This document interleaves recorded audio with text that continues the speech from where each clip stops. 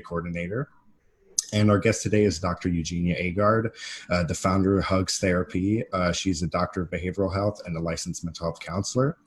She facilitates a variety of specialized groups, but one of those groups is actually involving parenting skills, which brings us into our subject today, which is parenting during COVID-19, quarantining, and things like that. So Dr. Agard, thank you so much for joining us.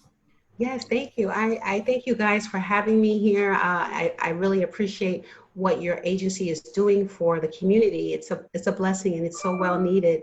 So thank you. So as we know, we're all facing challenges. This is a time in our life that we've never seen before, facing COVID-19. This is a pandemic that we're all experiencing together, not just America, but the whole world.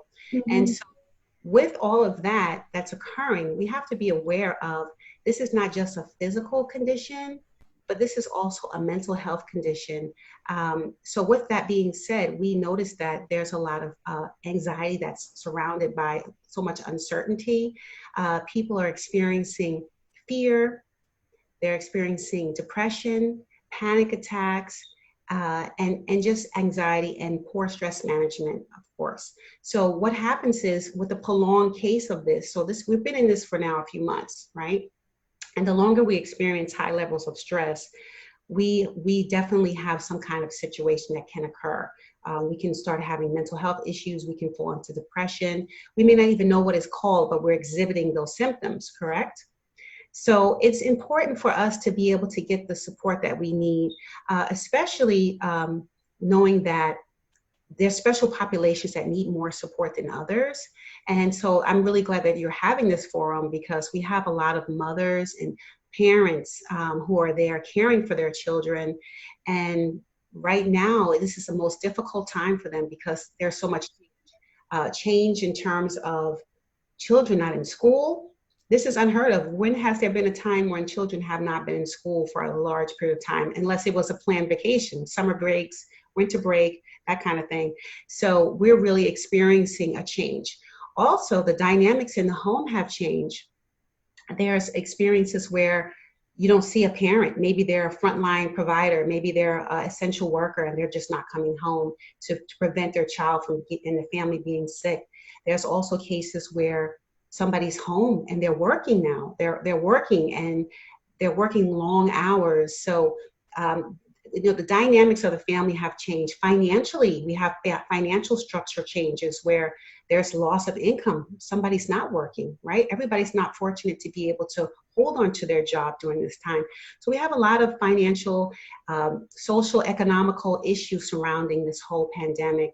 And so I created something that would help us kind of deal with coping, give us some coping mechanisms. So as we know, there is the CARE stimulus package that has helped people with financial support, bringing some type of income so that we're not so devastated, right? However, we're not really focusing too much on the mental health and how it's impacting us. So what I've done is taken the word CARES from the stimulus packet and incorporated it for our mental health. We need support. So with that being said, and the fact that we're discussing the parent and child relation, we're going to focus on how CARES can assist. And before I even start, it's important to know, statistically speaking, worldwide, there are over 300 million children displaced from school right now. 300 million. That's worldwide. Now, when we come and speak about America specifically, we're looking at over 30 million children displaced from school currently. They're not in school. So what does that mean for the parents or the caregivers? It's tremendous. It's tremendous weight on them from every angle, financially, in terms of social, we are with your family constantly. Sometimes that can create some issues, right? And then you still have your responsibilities. You still have to maintain your mortgage or your rent, depending on what's going on. You still have to feed your family. You still have to provide security and safety for them. You still have to maintain the house, cook, whatever your responsibilities are. And now we add the piece of home teaching, homeschooling, and some of our parents are not equipped for that. So what do we do? So we're going to break it down and so that it's it's something that you can remember later. So cares, we're going to spell it C. What is the C in cares? So we're going to make it, each letter has several words, but it will help you remember, and it will help you get some coping skills for our parents out there who are listening now, and then who may listen sometime in the future. And a lot of these skills can carry over beyond this COVID situation. So C would be, let's be careful to provide that calmness for our family, right? The connectedness in our families. We need to communicate that everything is going to be okay in spite of what it looks like. If we can instill that in our children, we will have children who are able to function a little better.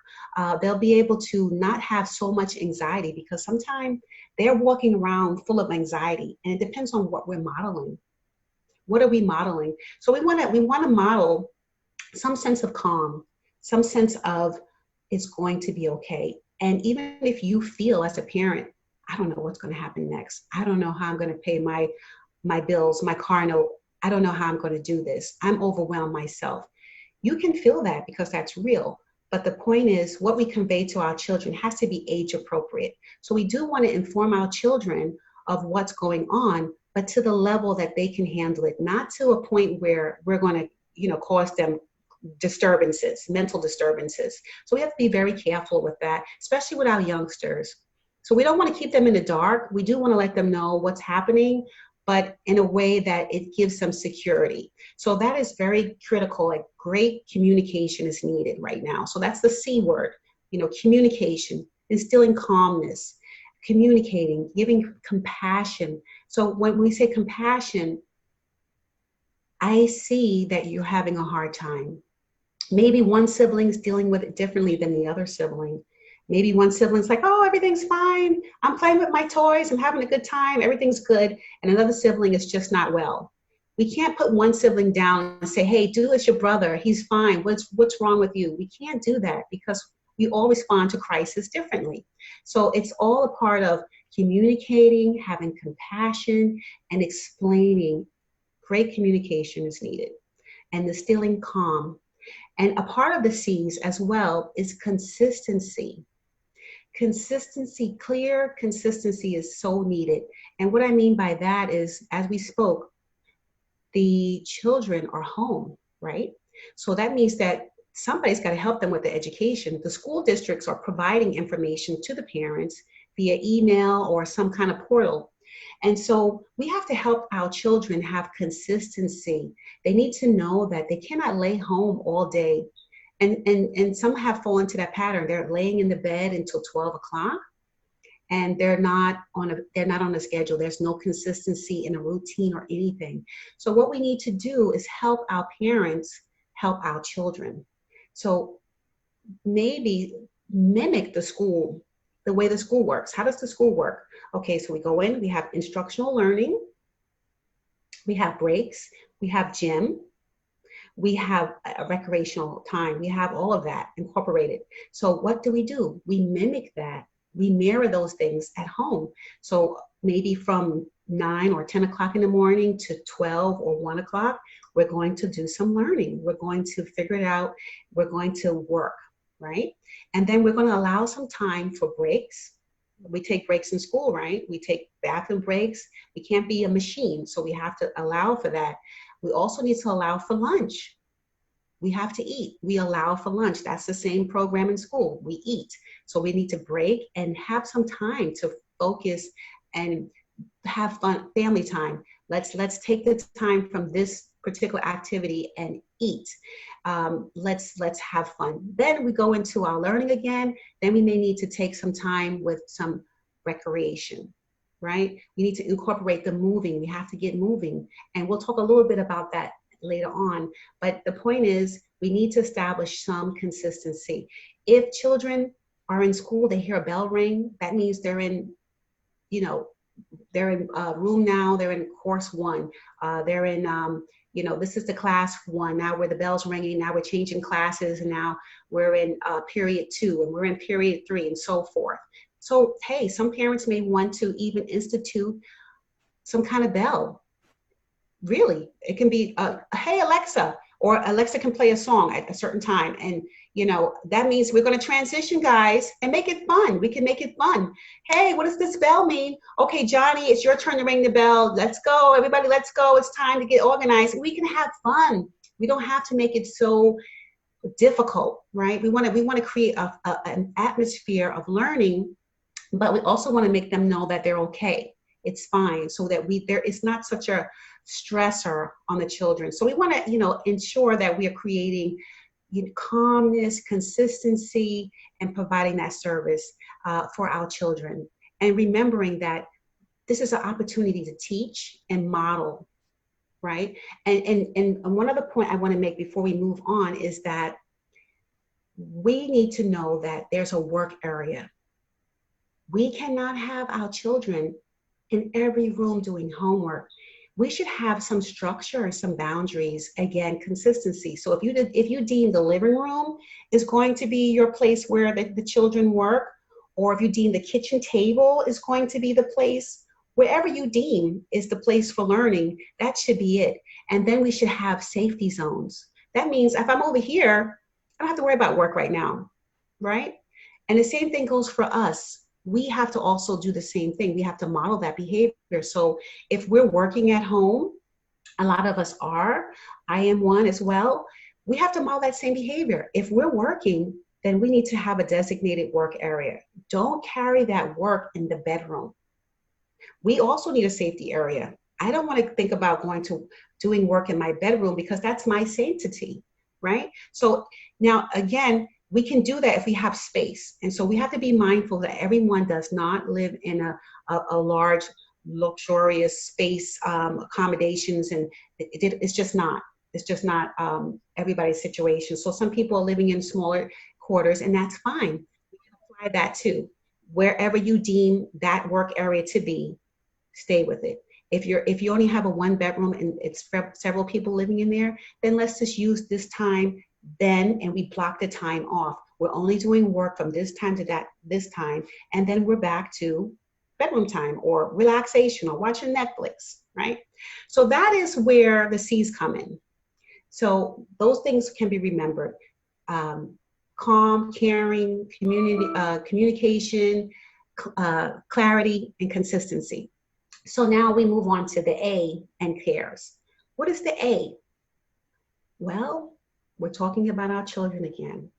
So we need to be attentive and aware. We must be attentive and aware, meaning, how is my child feeling?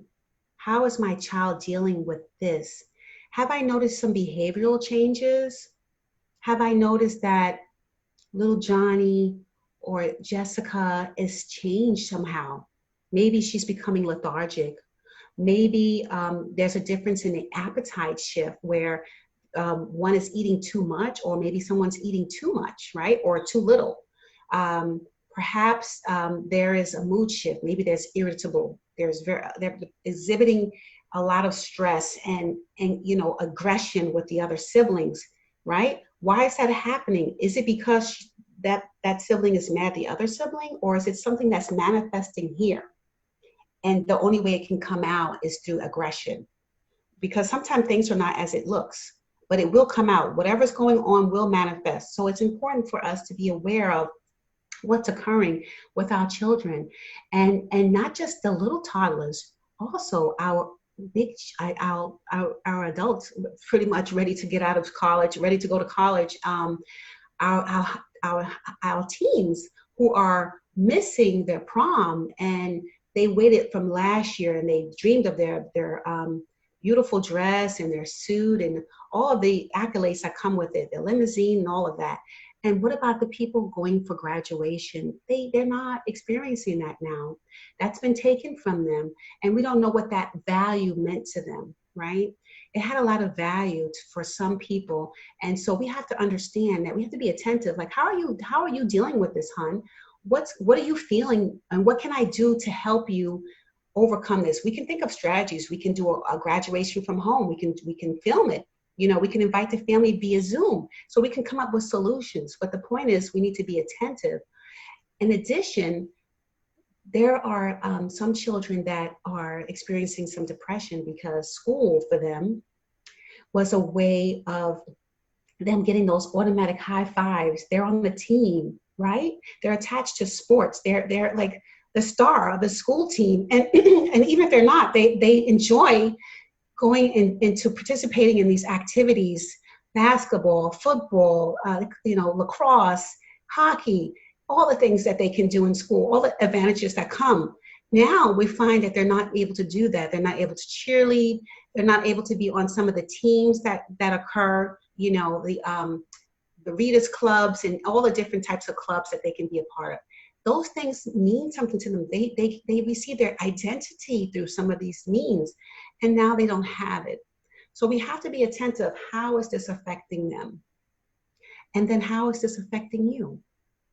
As a parent, are you okay? Are you irritable?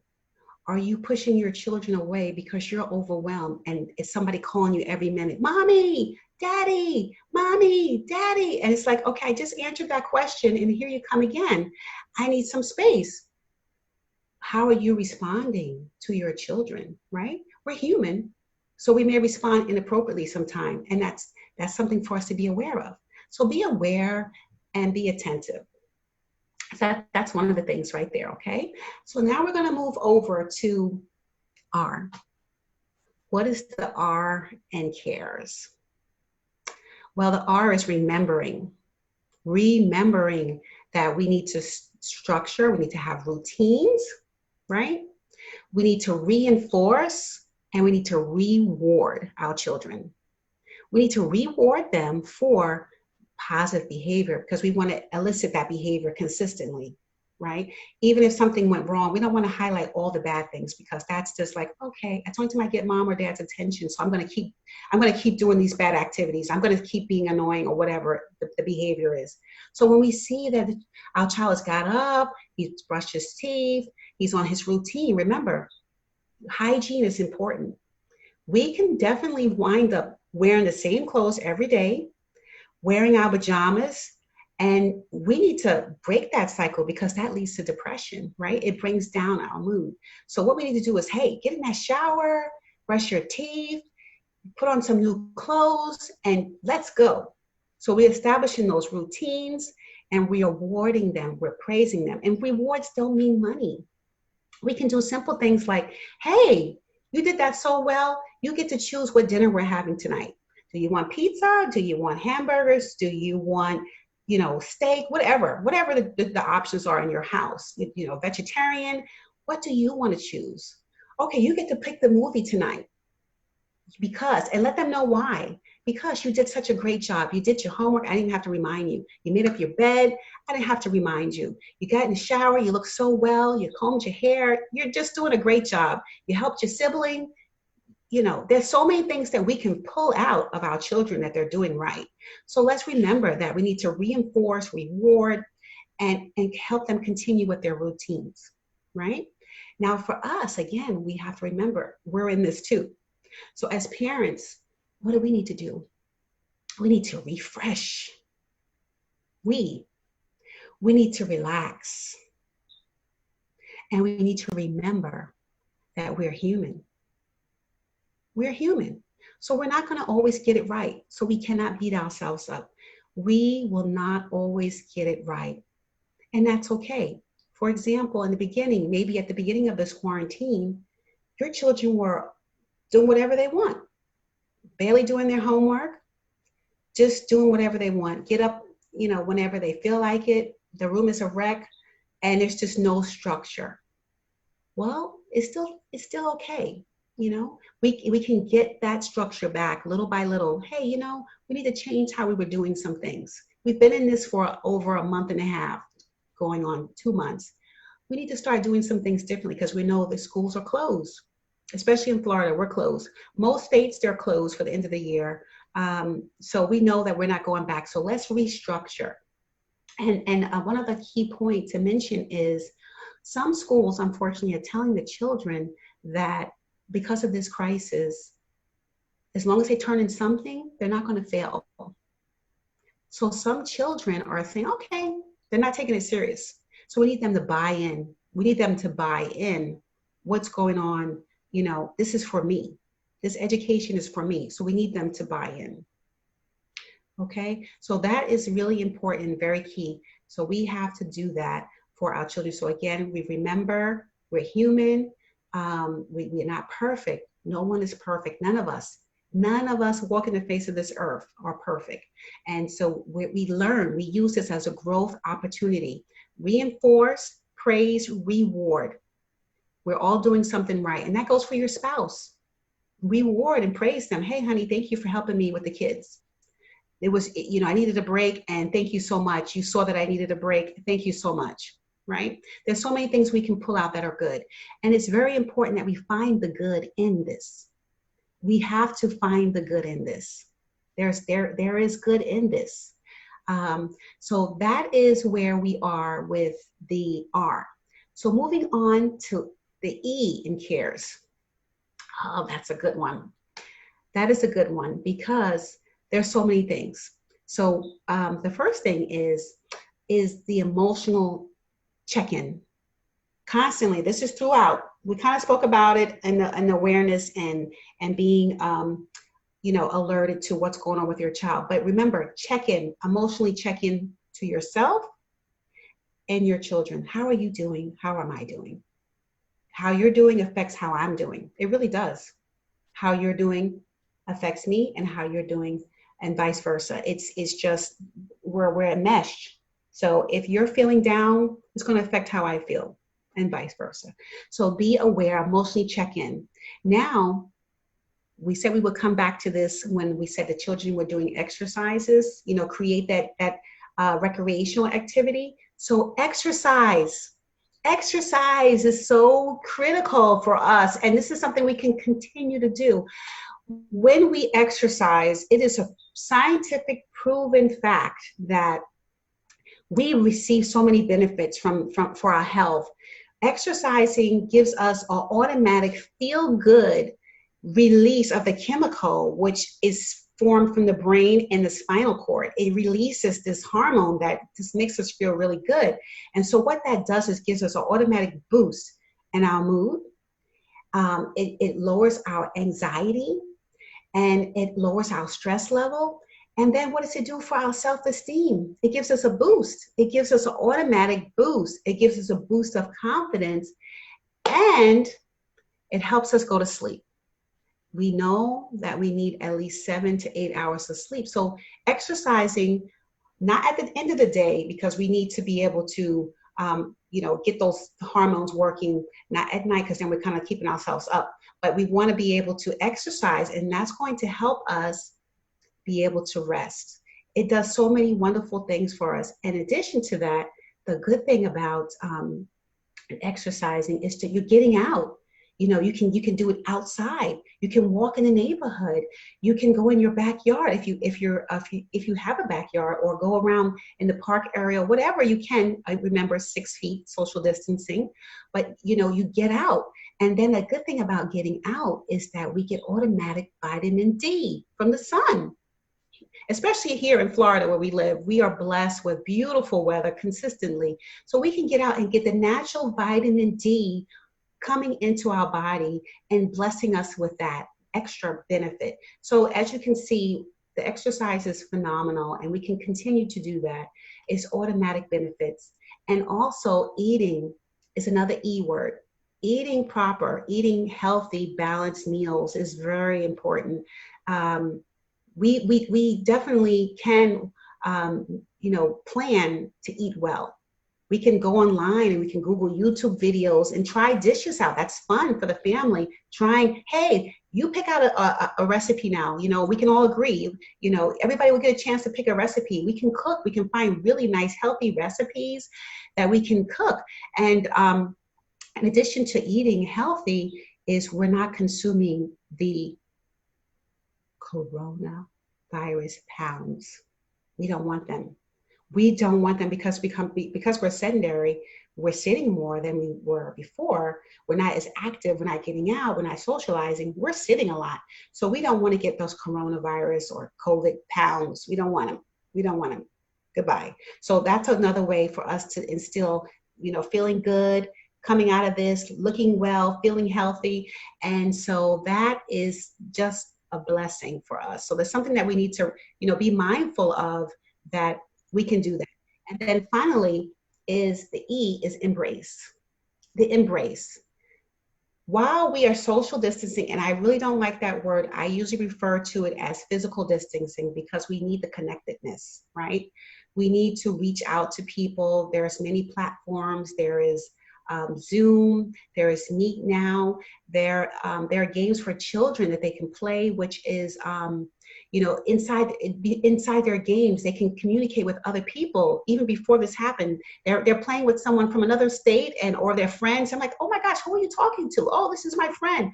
And so, let them have the connectedness. Let them call. Let them do the FaceTime, the Skype, whatever. We need the connectedness. But in addition, because of the physical distancing, we can hug those who live with us. We need that touch. We need that connection. We need it.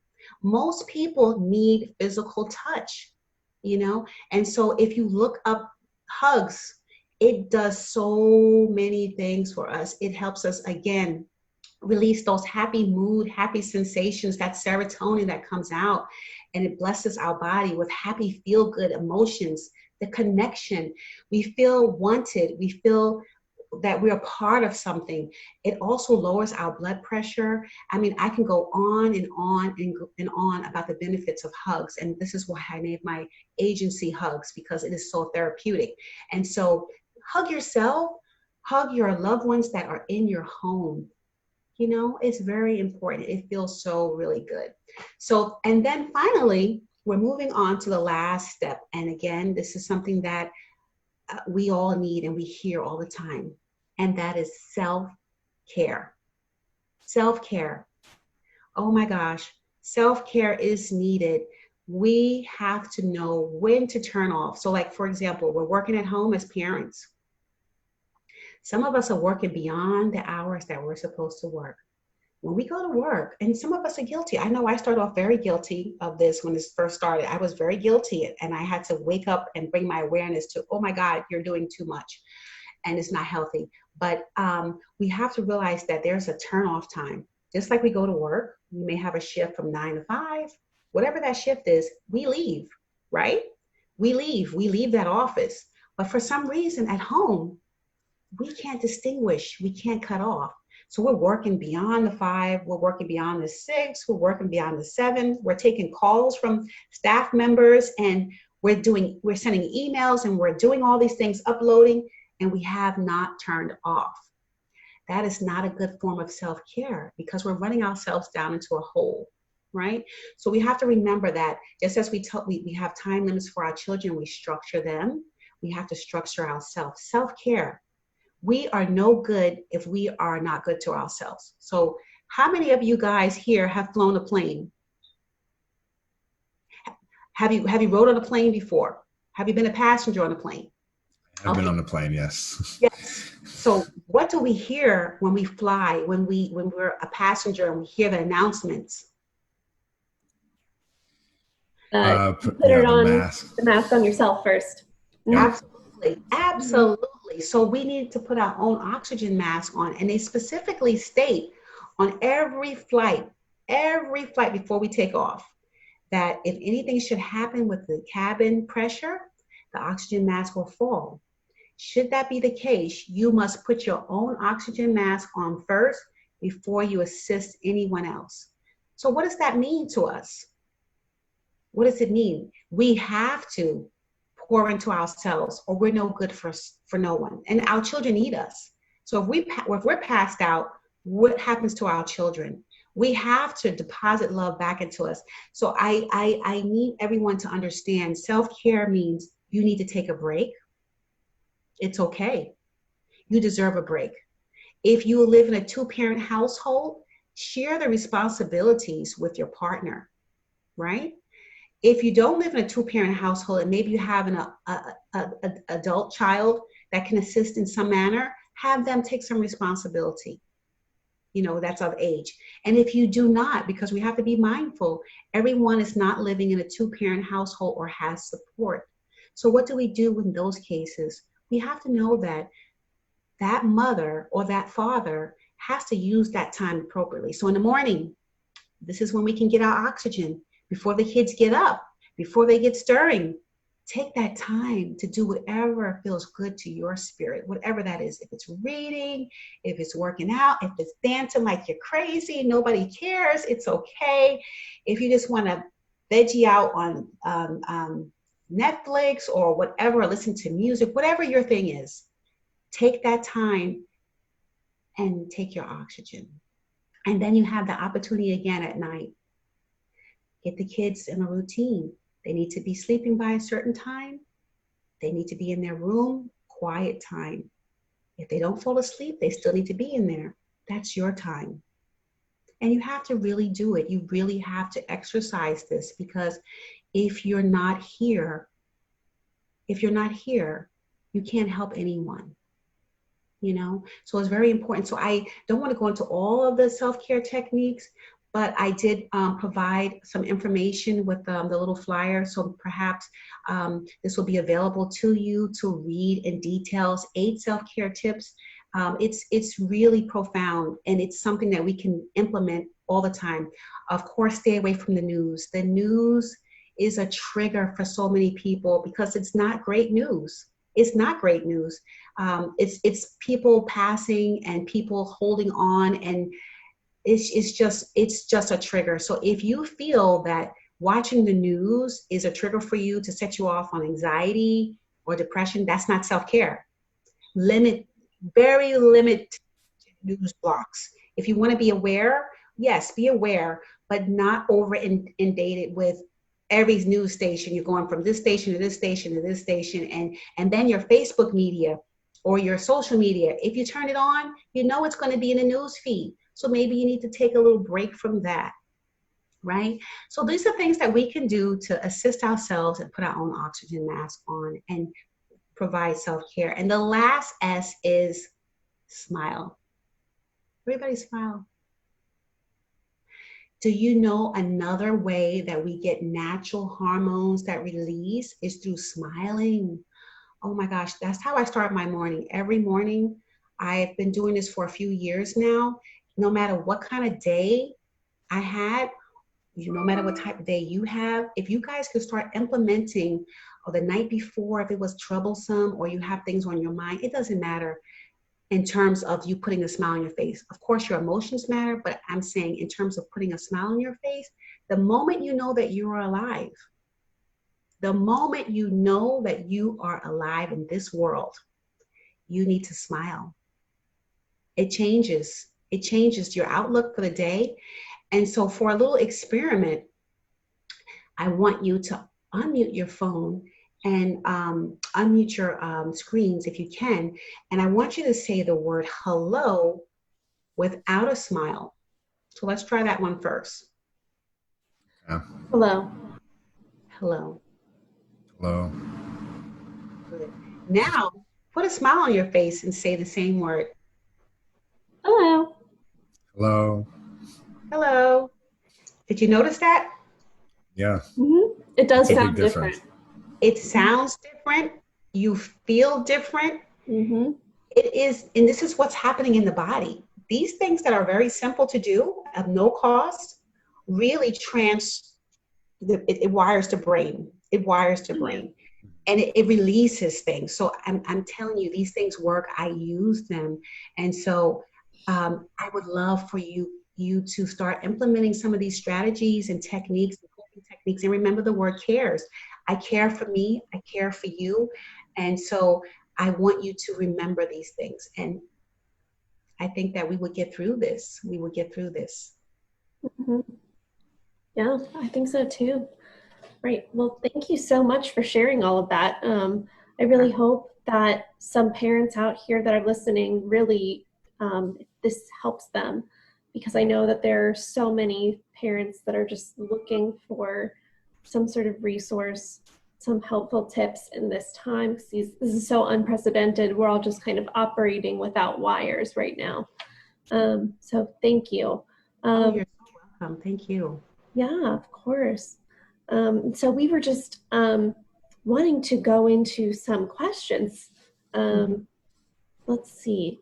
One question I do have is, do you have any tips for de-stressing activities for the whole family? Sure. Okay, so that's a very good question because we do need to have some fun, right? We can do a multitude of things. And again, we don't have to go out and spend money on these things. We can create our own games. We can hide different things like, for example, water bottles. It's empty water bottles and have everybody count them out. 1, 2, 3, 4, 5, whatever, how many bottles. And then say we're looking for 10, we can hide them. We can do scavenger hunts. And so now you're doing a scavenger hunt, the family's involved. Maybe two of the siblings they'll be responsible for hiding 3. And then mom and dad will be responsible for hiding a certain amount. And then everybody has to go find them. And whoever finds the most of the bottles wins. And then again, we can bring in, okay, you won that. So guess what? You're entitled to, oh my gosh, you can pick out this, or, whatever the prize is. And so we can do things like that. It doesn't have to be bottles. It could be whatever you want it to be, but that's moving. You're having fun. You're releasing endorphins because you're moving and you're bonding. There's also, for example, you can get a notebook and you can rip out paper, you can cut it, and you can say, hey, let's see who is this person. Let's name that person. So say if you have a family of 4, you can write all 4 names down. And then who's this person? She's always ready to dance. And they'll say, oh, that's such and such. And they'll raise the hand of the paper of that particular person. Who likes to eat all the food and doesn't save any for anyone? Who's that person? And then they'll raise the hand and they'll say, it's this person. And we'll see, oh, did everybody agree is that person? And then you can have dialogue around, well, wait a minute, that was such and such because she did this. And I remember we were at grandma's house and this happened. So, guess who this person is the name of the game. And we like to play that over here. So, I mean, it's fun, it's engaging. Also, something really nice is going back down memory lane. Now, for the older parents, we have photo albums. We have children that have photo albums. We did that back in the days. And so we can go back to a photo album and say, what is this? Who's this baby in the picture, right? Where were we at on vacation? What state were we in? What country were we in? What dog was this? Was this our first dog or our second dog, And so we can go back down memory lane and just make a game. Who can guess this? Who knows that? Who remembers that? And for those who are not doing the photo album, younger parents, hey, we have stuff stored in the cloud. Yep. We have stuff on our little drive, and we can go back and say, hey, let's talk about this. Let's pull some out. Let's print this out. So there's so many things that we can do as a family, watch movies, board games, and just have a good time. So that really helps with distressing. Yeah, that's a really great answer because it gives like a lot of perspective. Like you don't need to do something high cost. You don't even need to leave your house. You could do things with things you just have lying around, like you mentioned with the water bottles. So that is super cool. A question that I did have for you as well is for maybe parents who aren't as proficient or as patient as others in regards to like being a teacher and taking that role of a teacher with homeschooling, what kind of tips would you give them to sort of adapt to that? Right. Okay, another good question. So first thing is, let's reframe that. We have to reframe. We are not teachers. Most of us are not teachers. We do have some teachers home as well that are in the field, but for the majority, we're not all teachers. So if we reframe and know that we're going to assist our children, we release the pressure off of ourselves because we're not going to know it all. And sometimes some parents don't even understand the homework or the material to be able to help their child. So that creates insecurity with the parent. Like, I don't even know what this is. I don't know what they're talking about. I don't know anything about this science. I don't know anything about this new math. Like there is actually some new math that's come out before we do the timetable, 5 times 5. Now there's a whole written, I don't know if you've seen that, but there's a whole written formula to get to the answer. So a lot of parents are like, oh my God, I don't want my child to feel that I'm incompetent. So don't feel that way. Don't pressure yourself. Help where you can and utilize the services that are there for us. So for example, wherever your child goes to school, you can go and see where they offer the free tutoring. They're offering support for that. There are a host of web pages that are giving out free tutoring. I did write some down in case somebody wanted to know. Just Teachers Pay Teachers, education.com, Great Schools, ABC Mouse.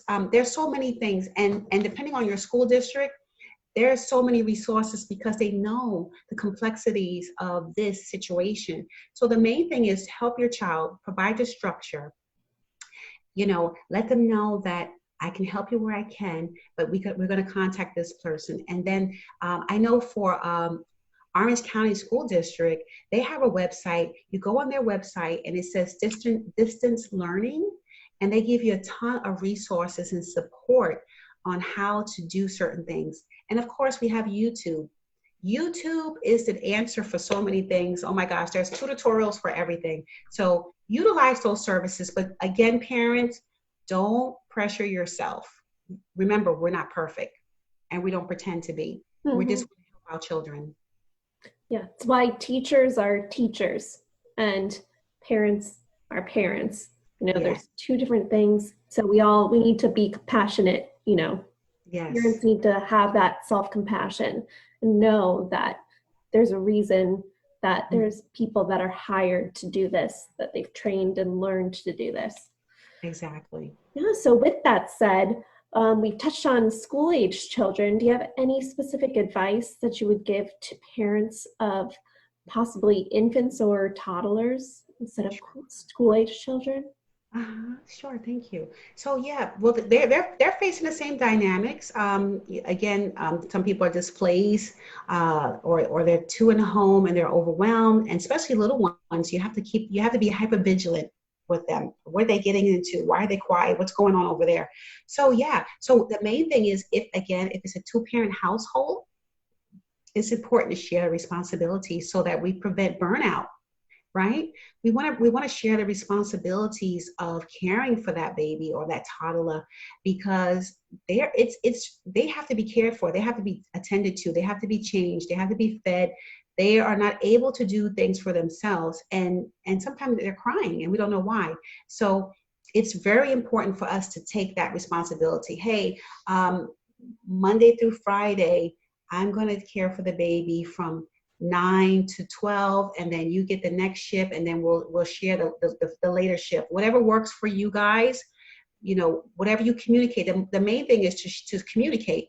And say, for example, if you decided on a shift and you're just worn out and you're burnt out, communicate with your partner. Hey, I'm exhausted. I can't today. Could you just take the baby for me, or take the toddler, and I'll pick up the next one or something. So as long as there's good communication and dialogue of what's going on, remember, we have to be transparent. We don't hide who we are and what we're feeling, because this is how we're going to get through with it. Communication. Because if we don't communicate, what's going to happen? Somebody's going to explode. You don't watch me. You don't help me with the kids. You're not doing enough. Everything's on me. Someone will explode. So if we're getting it out, again, I'm touching my stomach. If we can get it out and bring it up, speak how we feel, we'll have less turmoil in the house, and this would be a much better process for all of us. It's a really great answer. I know that the conflict at home, just to do everyone being stuck at home, and restlessness, lack of some people may be social distancing rather than, like you mentioned, physical distancing, and that can be kind of frustrating for them. So like you mentioned, some strategies using technology is a great way to get around that too. So I think we're getting close to our time. Is that right, Mary?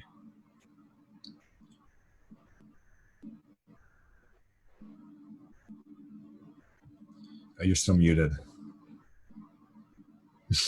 Sorry about that. No, you're good. Yeah, we're about at time, but I think we have time for one more question.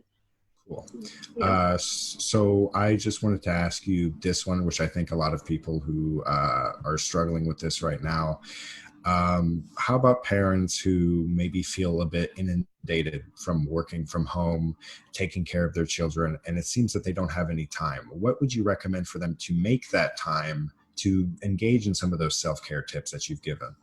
Yes, great question. That is very common right now.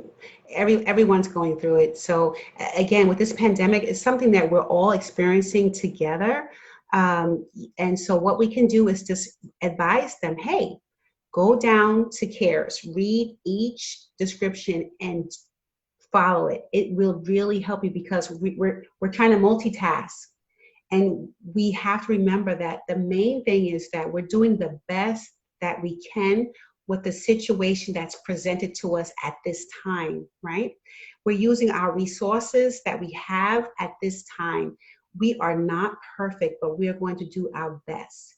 And we cannot pressure ourselves. The more we provide structure, boundary setting. So, I mean, if the children have to constantly call you, we have to say, hey, baby, sweetheart, mom is going to take a break now.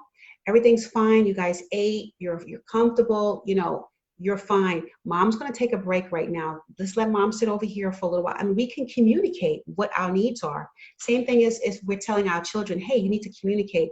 Is something going on? That will help eliminate so many issues. And again, structure, timing.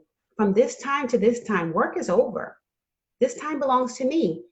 I don't work like that at work, so why am I doing it at home? We're creating some of these anxieties and extra pressure on ourselves. So if we really think about it and we really process what is ultimately important, what is essential that has to be done right now, right? We can't do it all in one day. What's essential? Do I need to wash these clothes right now? Or do I need a timeout? If these clothes don't get washed at this moment, is this life-threatening? Right? So we need to really prioritize, and that way we take off some of this extra stress that we're carrying on our shoulder as parents.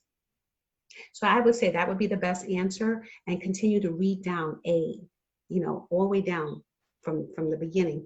Spell out CARES and pull out what you need to put your oxygen on and go with it. Mm-hmm. Well, thank you so much for all of the insight that you brought here today. I'm sure, we appreciate it. I'm sure that our viewers appreciate it as well. And, we want to thank you for being with us and speaking with us. Thank you. It was my pleasure. It's a pleasure to be a part of such a wonderful organization as well. You're doing a wonderful work. Keep going. The community needs it.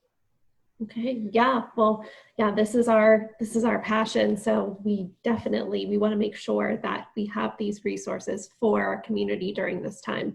And with that said, we're going to post some of our resources down in the comments. And it was wonderful talking with you. And and have a wonderful day. Thank you so much. Self-hugs.